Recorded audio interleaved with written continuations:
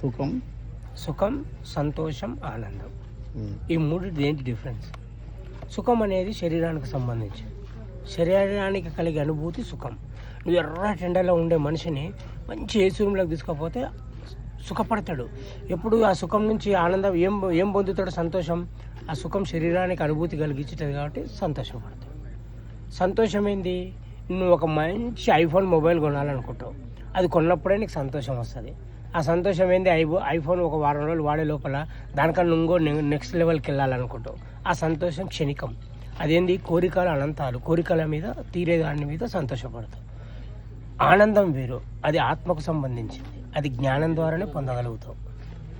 అది 100% జ్ఞానం ద్వారా పొందగలుగుతావు. ఆ జ్ఞానం నుంచే నువ్వు ఆనందం పొందగలుగుతావు. అది ఆత్మకు సంబంధించింది. అది భగవత్ ఆరాధన అనుకో, ఆధ్యాత్మికం అనుకో, మంచి నడవడిక అనుకో, సత్ప్రవర్తన అనుకో. జ్ఞానమే మనిషికి మనశ్శాంతిని ఇస్తుంది అని అనుకున్నా.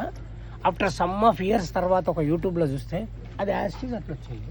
అరే నేను బిఫోరే దీన్ని పొందినా అనుకున్నా. నేను వాస్తవం చెప్తున్నా. నేను చాలా అట్లా ఉంటుంది. నేను ఎన్నో నాకు నేను పర్సనల్గా అనుకొని ఆలోచన చేసి పాటించినవి నాకు అవి గుడ్ రిజల్ట్ ఇచ్చినాయి. ఆటోమేటిక్ దాన్ని తర్వాత చూస్తే వేదాలల్లో, బుక్కులల్లో, ఇతిహాసాల, పురాణాలలో ఆ వర్డ్స్ ఉన్నాయి.